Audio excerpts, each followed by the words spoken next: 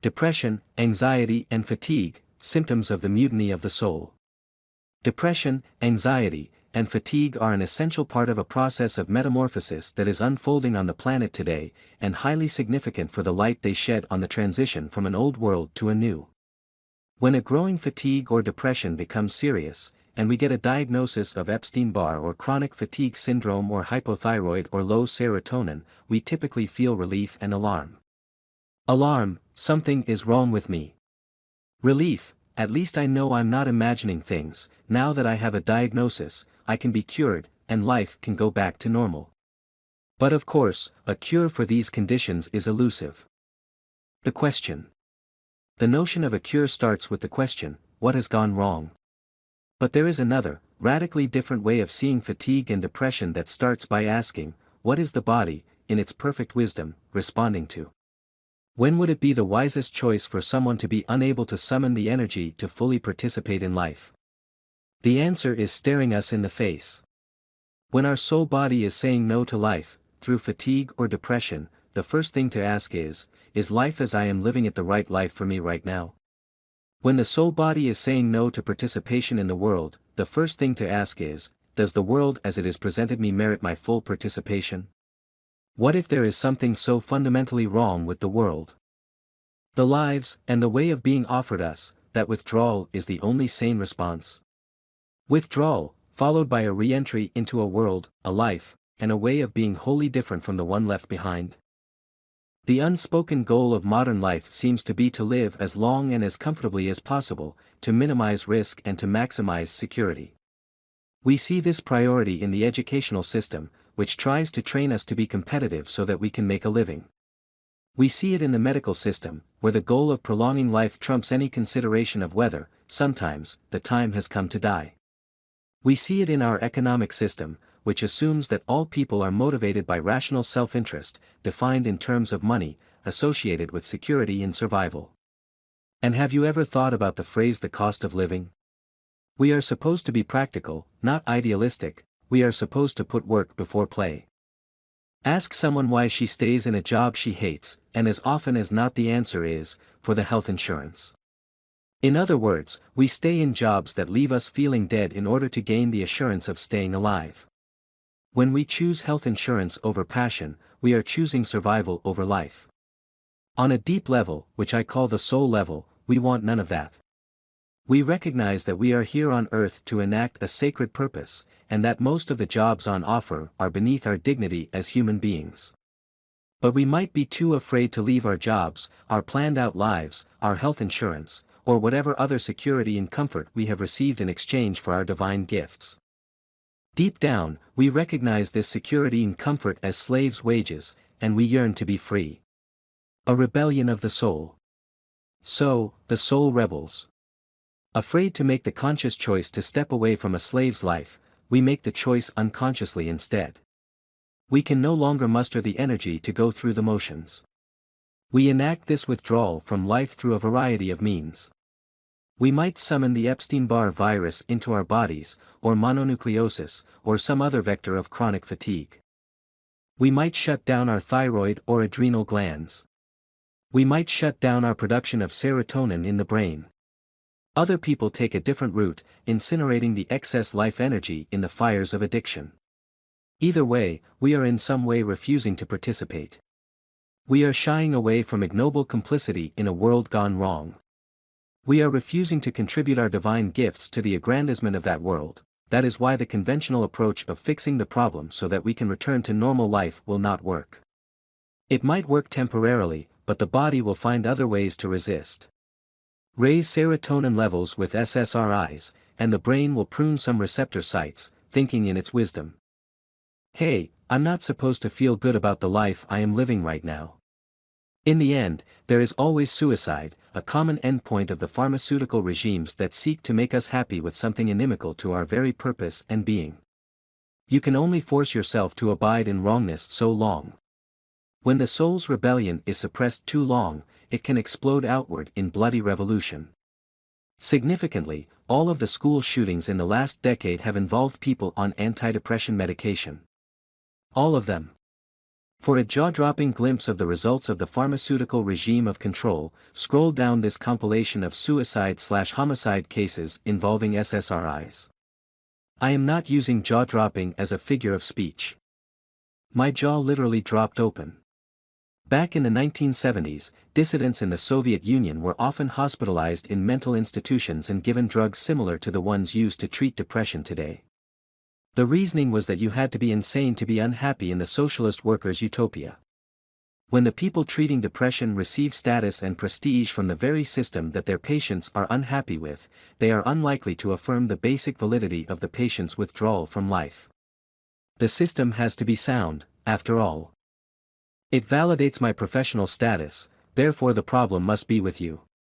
Unfortunately, holistic approaches are no different, as long as they deny the wisdom of the body's rebellion. When they do seem to work, usually that is because they coincide with some other shift. When someone goes out and gets help, or makes a radical switch of modalities, it works as a ritual communication to the unconscious mind of a genuine life change. Rituals have the power to make conscious decisions real to the unconscious.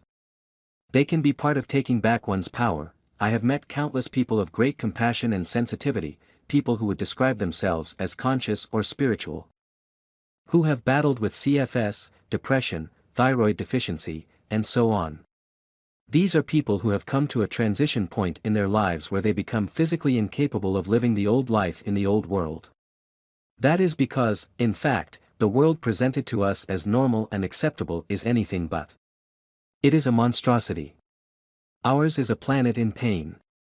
If you need me to convince you of that, if you are unaware of the destruction of forests, oceans, wetlands, cultures, soil, health, beauty, dignity, and spirit that underlies the system we live in, then I have nothing to say to you.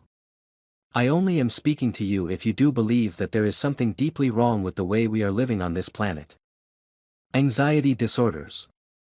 A related syndrome comprises various attention deficit and anxiety disorders. Forgive me, I cannot write down these words without the ironic quotation marks, which reflect an unconscious knowledge that something is wrong around here.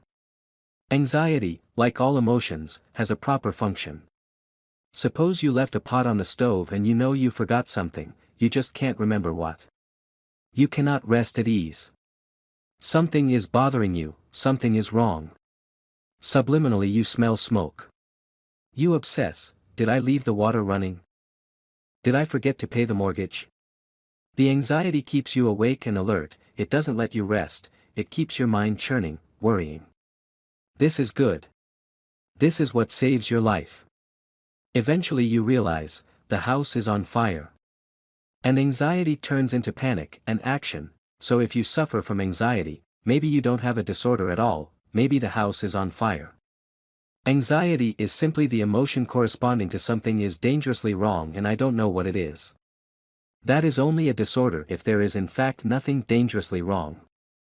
Nothing is wrong, just you is the message that any therapy gives when it tries to fix you. I disagree with that message. The problem is not with you. You have very good reason to be anxious.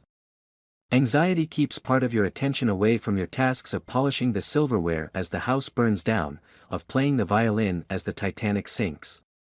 Unfortunately, the wrongness you are tapping into might be beyond the cognizance of the psychiatrists who treat you, who then conclude that the problem must be your brain. Similarly, attention deficit disorder, ADHD, and my favorite, oppositional defiant disorder, ODD, are only disorders if we believe that the things presented for our attention are worth paying attention to. We cannot admit, without calling into question the whole edifice of our school system, that it may be completely healthy for a 10-year-old boy to not sit still for 6 hours in a classroom learning about long division and Vasco da Gama. Perhaps the current generation of children, that some call the indigos, simply have a lower tolerance for school's agenda of conformity, obedience, external motivation, right and wrong answers, the quantification of performance, rules and bells, report cards and grades and your permanent record. So we try to enforce their attention with stimulants, and subdue their heroic intuitive rebellion against the spirit-wrecking machine. As I write about the wrongness against which we all rebel, I can hear some readers asking, what about the metaphysical principle that it's all good? Just relax, I am told, nothing is wrong, all is part of the divine plan. You only perceive it as wrong because of your limited human perspective. All of this is only here for our own development. War, it gives people wonderful opportunities to make heroic choices and burn off bad karma. Life is wonderful, Charles, why do you have to make it wrong? I am sorry, but usually such reasoning is just a sop to the conscience.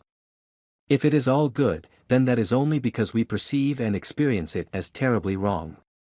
The perception of iniquity moves us to right it. Nonetheless, it would be ignorant and fruitless to pass judgment upon those who do not see anything wrong, who, oblivious to the facts of destruction, think everything is basically fine. There is a natural awakening process, in which first we proceed full speed ahead participating in the world, believing in it, seeking to contribute to the ascent of humanity. Eventually, we encounter something that is undeniably wrong, perhaps a flagrant injustice or a serious health problem or a tragedy near at hand. Our first response is to think this is an isolated problem, remediable with some effort, within a system that is basically sound. But when we try to fix it, we discover deeper and deeper levels of wrongness. The rot spreads, we see that no injustice, no horror can stand in isolation.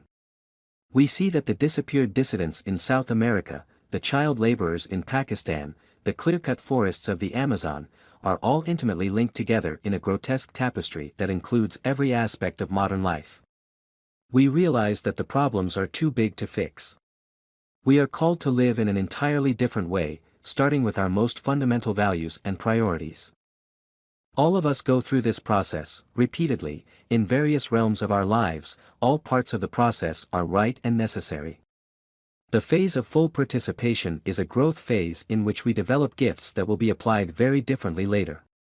The phase of trying to fix, to endure, to soldier on with a life that isn't working is a maturation phase that develops qualities of patience and determination and strength.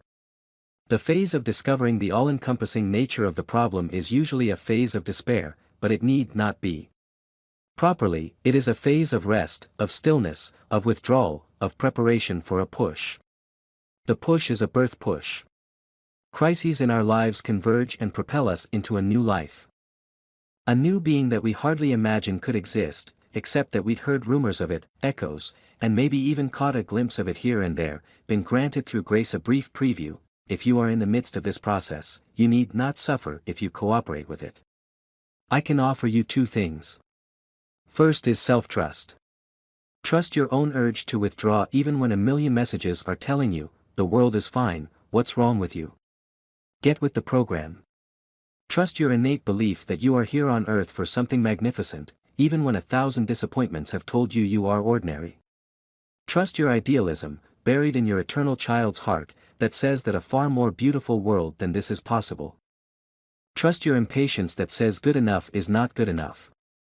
Do not label your noble refusal to participate as laziness and do not medicalize it as an illness.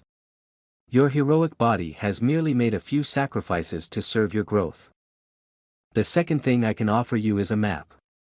The journey I have described is not always linear, and you may find yourself from time to time revisiting earlier territory.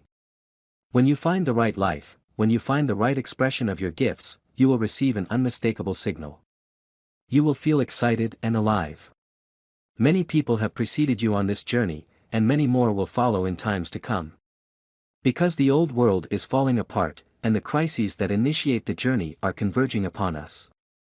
Soon many people will follow the paths we have pioneered. Each journey is unique, but all share the same basic dynamics I have described. When you have passed through it, and understood the necessity and rightness of each of its phases, you will be prepared to midwife others through it as well. Your condition, all the years of it, has prepared you for this. It has prepared you to ease the passage of those who will follow. Everything you have gone through, every bit of the despair, has been necessary to forge you into a healer and a guide. The need is great. The time is coming soon. Operator, if you like our article, give conscious reminder a thumbs up, and help us spread love light. Operator.